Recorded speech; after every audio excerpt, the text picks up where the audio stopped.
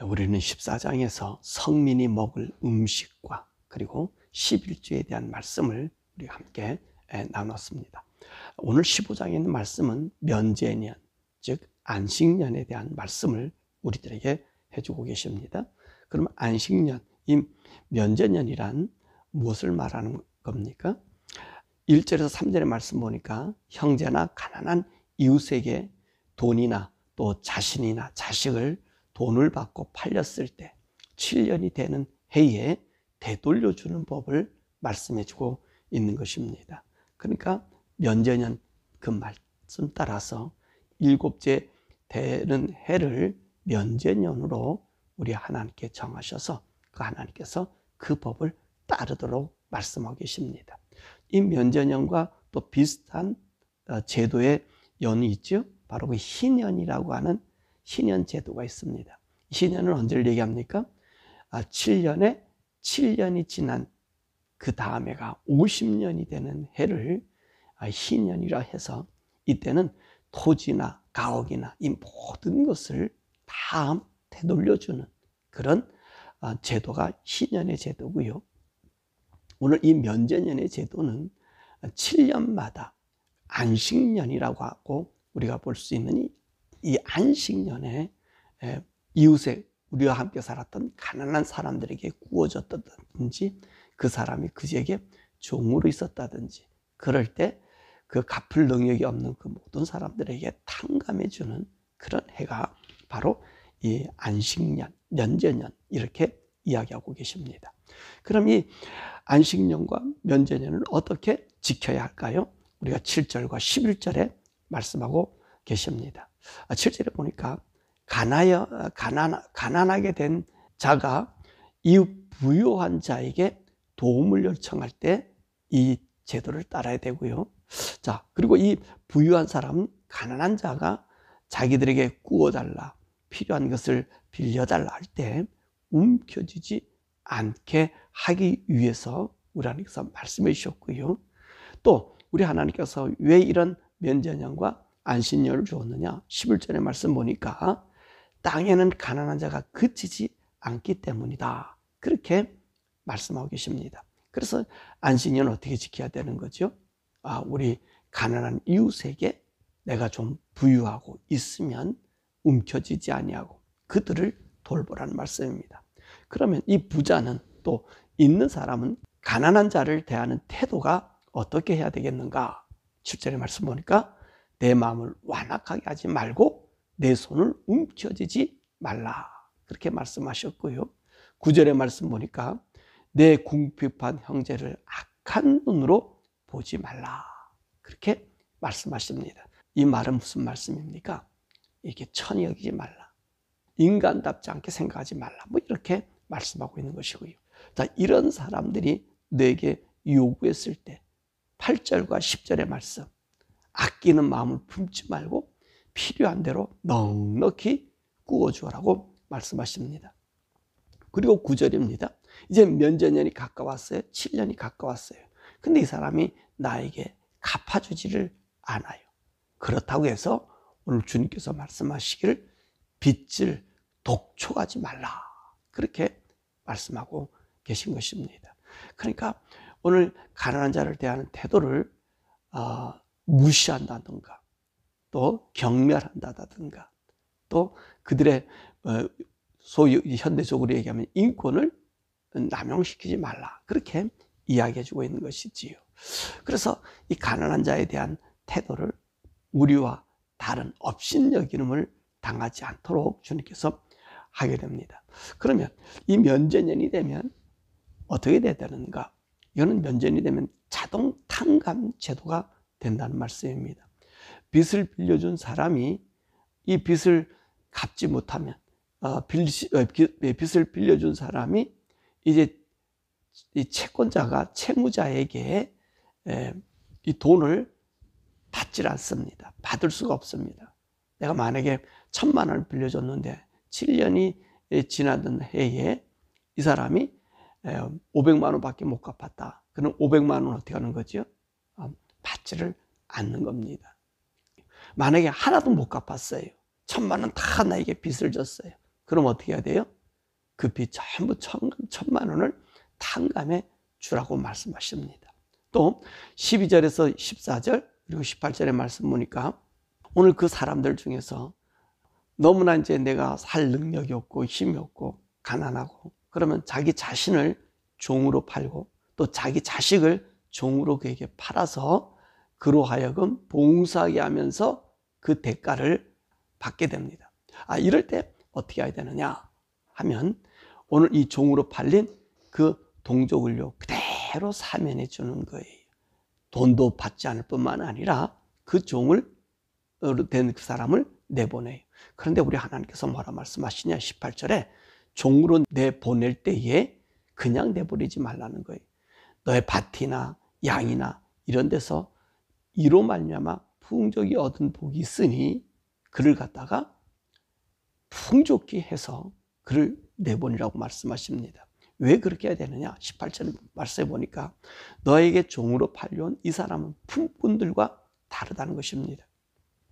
사실 우리 하나님께서 이스라엘 백성들에게 뭐라 말씀하셨어요? 너의 형제를 종으로 삼지 말라 그렇게 얘기했어요. 종으로 삼지 말고 품꾼으로는 쓸 수 있었어요. 일꾼으로는 쓸 수 있었어요. 그런데 이 사람이 너무나 자기 처지가 어렵고 힘들어서 내가 종이 되겠다라고 이야기한 거거든요. 그러면 그 동족을 내보낼 때는 품꾼으로서 일을 해야 되는데 품꾼보다 2배 일을 더 했잖아요. 왜냐하면 종은 낮과 밤 없이 주인을 섬겨야 되잖아요. 그렇기 때문에 이 종이 된 자기 동족을 내보낼 때는 품꾼들과 같은 대우하는 것이 아니라 풍족히 줘서 7년이 되거든 보내라는 거예요. 다시 말하면 7년 돼서 나갈 때는 그가 자립할 수 있도록 그 기반을 마련해 주라 라고 하는 말씀을 우리들에게 이야기해 주고 계십니다. 그런데 오늘 여기 있는 이 말씀 보니까 면전년에 이 동족으로 종이 된 사람이 아니야 내가 당신을 영원히 섬기고 싶다. 당신이 나에게 해준 모든 은혜를 보니까 내가 당신에게 너무나 큰 빚을 졌다. 내가 갚지 못한 빚도 갚아줬고 내가 하지 못한 이것을 정말 종으로 부르는 게 아니라 나를 갖다가 한 동족으로 한 이웃으로 나를 받아줬기 때문에 내가 당신을 더 섬기겠습니다 라고 이제 간곡하게 그 주인에게 부탁하면 주인은 그를 종으로 받아줘요. 종으로 받아주는데 어떻게 하느냐 16절과 17절에 말씀 보니까 그 동족의 귀에다가 송곳을 문에다 대고 뚫습니다. 그래서 이 사람이 우리 집에 귀속된 종이 되었다라고 하는 증표로 삼는 거예요. 그래서 이 사람은 그 집에 종이 될 수 있어요. 그렇다면 이 종이 돼서 영원히 종이 되느냐? 이 종도요 주인이 그 주인 된 사람이 아니요. 너 당신 나한테 봉사 많이 했으니 네 원 형제로 돌아가라. 그렇게 보낼 수도 있어요. 종은 될 수 있지만 자인으로 줄 수 있는 것은 누가 줄 수 있어요? 이 종을 주인으로 삼고 있는 사람은 자인으로 줄 수 있습니다. 왜냐하면 아마 이렇게 되는 사람이면 이 동족 주인은요 분명히 이 사람을 종으로 삼지는 않을 거예요. 종으로 삼았다 할지라도 되돌려 보낼 거예요. 왜냐하면 그의 마음이 따뜻하기 때문에 종이 된 사람이 계속 종이 되려고 그럴까? 7년 면제년 되면 다 나가려고 그럴 텐데 나가지 않고 당신 종이 되겠습니다 라고 하는 것은 무엇을 의미하죠? 그 채권자인 그 주인이 너무나 좋은 사람이었다는 거죠. 그 사람을 봉사하고 섬겨도 될 만큼 좋은 사람이었다는 거죠. 그러니까 내가 다른 데서 나간 사람보다 당신 앞에서 일하면서 같이 사는 게 좋겠습니다 라고 했다는 것입니다. 그런데 이런 사람이 이런 주인 된 사람이 여러분 영원히 종으로 그를 갖다가 품어두겠어요? 그렇지 않을 거예요. 보내줄 거예요. 너무나 훌륭한 사람이기 때문에 그렇다는 것이죠. 그러면 하나님께서 왜 이런 면제년의 제도를 두었을까? 오늘 본문 15절의 말씀 보니까 하나님은 이렇게 말씀하셨어요. 애굽 땅에서 종되었던 너희들을 여호와 하나님께서 속량하였던 것을 기억해라. 우리 하나님께서 데리고 나왔다는 거예요. 하나님께서 그를 사주셨다는 거예요. 그렇기 때문에 이런 면제년의 제도를 주는 것은 너희들 잊지 마라. 너희가 애굽 땅에 종되었던 사실을 잊지 말고 내가 너희를 구원해 내었다고 한 사실을 기억하라. 그렇게 말씀하고 계신 것입니다. 그러니까 하나님의 이 제도는 무엇을 얘기해요? 우리는 하나님의 은혜 속에 있고 하나님과 함께 살아야 함을 이 제도 곳곳에서 우리 주님이 말씀하고 계신 것입니다. 자, 이렇게 하나님께서 이 주신 이 약속의 이 제도를 지키면 어떤 일이 생겨지는가? 4절에서 6절, 10절의 말씀을 하고 계십니다. 내게 주신 땅에서 반드시 복을 받을 것이다. 내게 주신 땅이 어디입니까? 이 가나안 땅에서. 하나님 정해준 이 약속의 땅에서 반드시 복을 받을 것이고, 그리고 내 땅에는 가난한 자가 얻게 될 것이고, 여러 나라에 꾸어주는 나라가 될 것이고, 또 여러 나라를 통치하는 나라가 될 것이라는 거예요. 뿐만 아니라 여호와 하나님께서 복을 주심으로 모든 일과 내 손이 닿는 곳에 하나님께서 복을 주시겠다. 그렇게 말씀하고 계십니다. 그러니까 하나님의 이 약속을 지키면 하나님은 어떻게 하시는 거예요? 이 나라가 부강한 나라가 되게 한다는 것입니다. 여러분, 이 나라가 이 말씀대로 지키면 복을 받을까요? 안 받을까요? 여러분, 이 복을 받을 수밖에 없잖아요. 왜 그렇습니까? 이 나라는요, 모두가 열심히 일하고 모두가 위하는 나라이기 때문에 그래요. 보세요. 가난한 자라가 그 주인에게 종으로 들어갔었잖아요. 근데 종이 마음대로 함부로 부렸어요. 그럼 그 종이 7년 돼서 면전에서 나올 때 어떻게 되겠어요? 원수와 악감을 품게 되지 않겠습니까? 그럼 서로가 미워질 것 아니에요. 자기를 살려준 자를 오히려 원수로 반목할 수 있단 말이에요. 그런데 어떻게 합니까? 하나님은 너희들 그렇게 하지 말고 이렇게 대우해 하라 라고 얘기하셨으니 그 말씀 드렸더니 원한이 생겨질까요? 물론 거기 생기는 자도 있겠지요. 근데 그도 하나님의 말씀을 따라 산다고 한다면 어떤 현상이 일어나겠어요? 정말로 복된 나라가 되겠지요. 가난한 자가 있을까요? 가난한 자가 없죠. 서로 근면한 자가 되지. 왜? 너가 나를 도와줬어. 내가 이렇게 살았으니까 내가 당신을 위해서 해를 끼치지 않고 열심히 살겠습니다 라고 그 기반을 이야기할 것 아니겠습니까? 그러니까 그 나라는 어떤 나라가 돼요? 근면하고 성실한 나라가 되고요. 남들 보기는 어떻습니까? 이 나라가 망하는 것이 차별이 있기 때문에 그러거든요. 그래서 우리 하나님께서 공의다, 정의다 이렇게 자꾸 말씀하신 것은 차별이 없게 하고 억울함이 없게 하는 거예요. 법 집행하는 게 억울함이 있어서는 안 되고요. 바르게 해야 되는 거예요. 그런 나라가 온전한 나라잖아요. 그러니까 우리 하나님께서 하시는 말씀의 이 모든 부분을 여러분 가만히 보십시오. 이만큼 공정하고 바른 게 없어요. 모세 율법을 주셨던 이 율법, 여러분 613가지 하라는 것과 하지 말라는 거 이렇게 보세요. 정말 이거 완벽한 법이에요. 우리가 레위기의 말씀 우리가 배우면서 우리가 무엇을 배웠어요? 아무리 이 인간들이요 그 하나님 법을 떠나서 인간들이 수만 가지 수억 가지 법을 만들어도요 그 법은 자꾸 부작용이 생긴다 그랬어요. 그죠? 보세요. 우리 미국을 보세요. 바이든 때 만든 법 그것이 좋다고 따라서 그 좋은 겁니까? 이 나라를 완전히 파괴시키려고 하는 파괴자들이 이 나라를 다스렸잖아요. 또 한쪽에서는 맞다라고 얘기하겠지. 근데 우리가 객관적인 모습을 보자고요. 예, 그런 건 아니었잖아요. 또 트럼프가 생겼는데 그 법이 얼마나 많은 법을 계속 바꾸고 있잖아요. 그 인간들이 그렇단 말이에요. 근데 인간들이 하나님 주신 이 말씀, 하나님 말씀을 따르면 고칠 이유도 없고 이 말씀대로 실행 살면은 문제가 될 것 없어요. 사회복지 안 해도 돼요. 복지 안 해도 우리 스스로가 서로 복지하는 거예요. 복지는 나라가 시키는 게 아니에요. 복지는 우리 스스로가 하는 거예요. 주님이 우리 스스로 갈 수 있도록 우리 이웃이 서로 행복하게 살 수 있는 길을 주잖아요. 그 말씀을 우리 주님께서 해주고 계신 것입니다. 그러므로 하나님의 약속이 하나님 말씀이 우리의 최선의 것임을 우리는 명심해야 됩니다. 그럼 우리 신약에 사는 성도들은 어떻게 이 말씀이 구약의 말씀과 적용해 살까 하는 것입니다. 우리는 산상수훈에서 우리 주님께서 이 말씀을 이미도 더 복되게 해주셨습니다. 우리 성도들 오늘 여기 있는 말씀 보니까 오늘 내가 준 땅에서 너희들이 정말로 복을 받게 되고 다른 나라를 통치하게 되고 다른 나라를 다스리게 되는 나라, 그리고 하나님의 복에 복을 주는 나라가 이 모세에게 준 율법의 말씀이었어요. 그럼 그 나라에, 그럼 우리 성도는 어떻습니까? 우리 성도는 세계 각곳에 흩어져 있는 성도들의 삶이에요. 그럼 이 성도들은 세계 각곳에서 어떻게 살아야 하느냐는 것입니다. 그걸 우리 예수님께서 산상수훈에서 우리에게 가르쳐 주셨어요. 보세요. 구제할 때 우리 성도들은 어떻게 하라 그랬습니까? 은밀하게 하라 그랬어요. 오른손이 아닌 것을 왼손이 모를 정도로 은밀하게 하라고 말씀하셨어요. 그리고 어떻게 말씀하셨어요?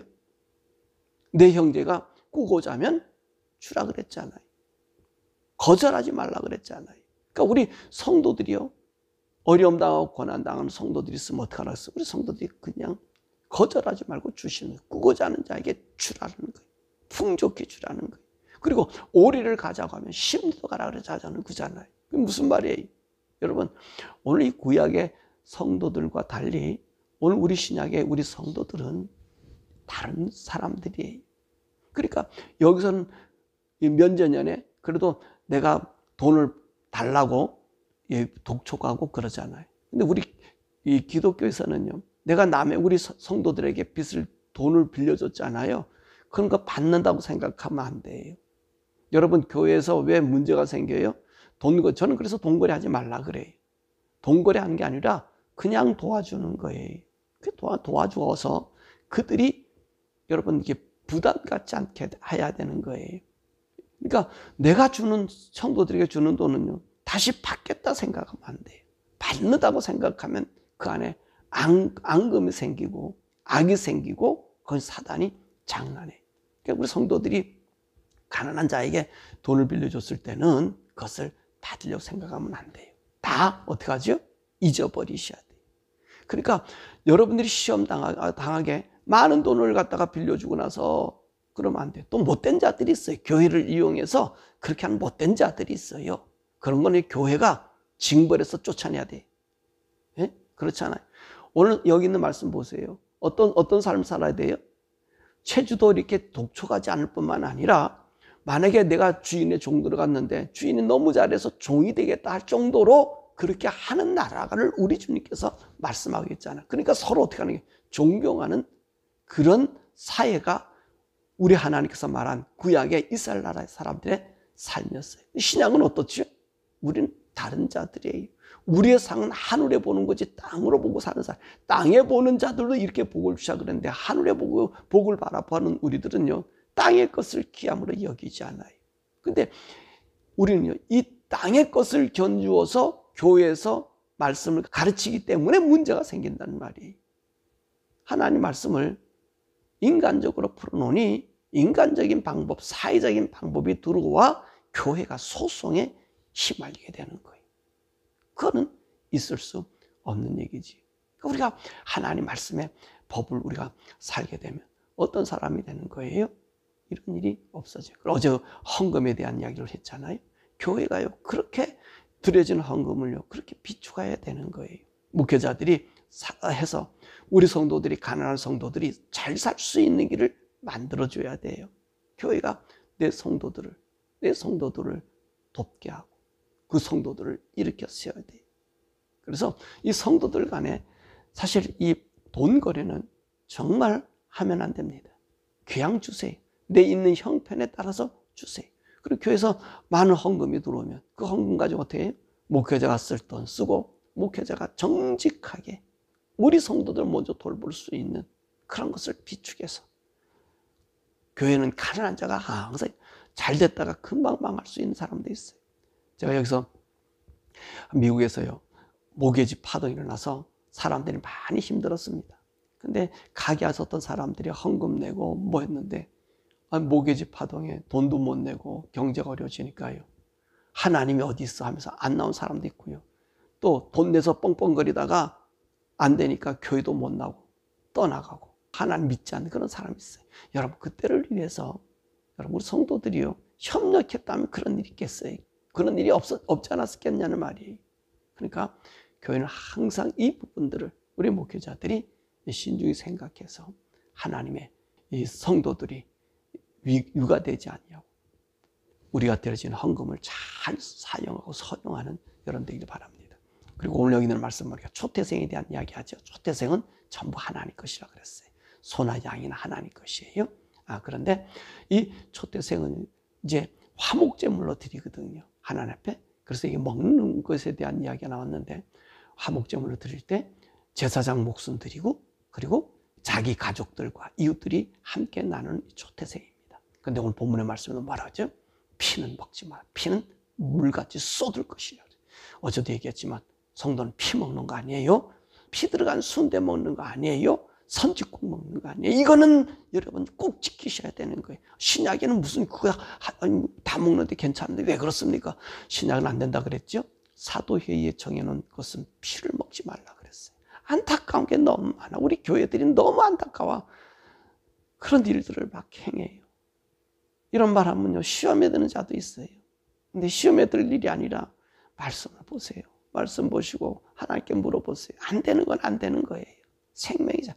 왜 오늘 여기 있는 본문의 말씀에도 가난한 자가 항상 있는데 도와주라 그러죠? 이 생명을 살리는 거잖아요. 피는 생명 같아. 우리 살아가는 삶의 생명이 한 방명코 같아. 그러니까 제발 피를 멀리 하시고 드시 마시고 물같이 쏟아서 버리세요. 나를 살린다 해도 녹용, 사슴뿔 잘라 그 피 먹지 마시고요.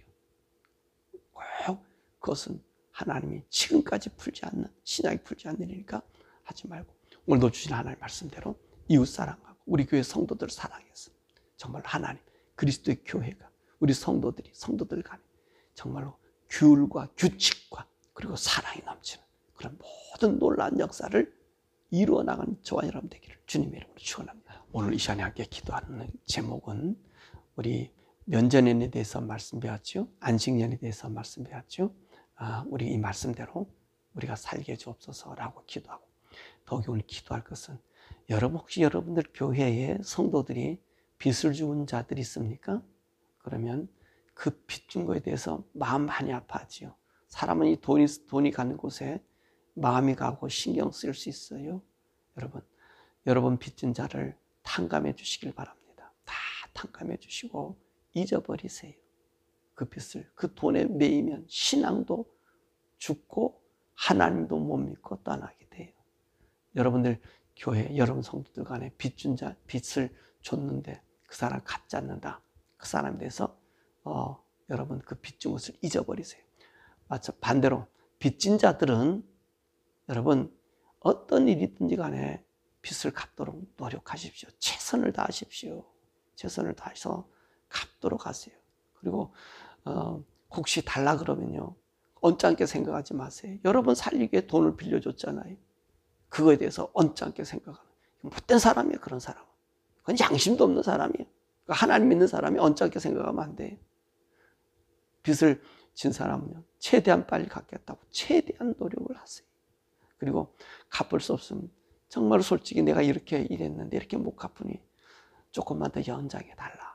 그렇게 하십시오. 그러면 서로 관계가 좋아지고 하나님의 은혜가 서로의 마음에 작용해서 더 큰 역사를 이룰 수 있어요. 오늘 기도할 것은 하나님, 내가 빚진 자면 빚을 빨리 갚고 저들 마음을 기쁘게, 내가 저들의 마음에 부담 주지 않게 해달라고 기도하고, 또 빚을 준 자는 그것을 다 잊어먹어서 하나님의 법, 하늘의 법, 하늘의 상급을 많이 쌓는 여러분 되기를 우리가 주님 이 모든 이 삶에서 우리가 자유함을 주옵소서. 우리 주여 부르게 기도하자.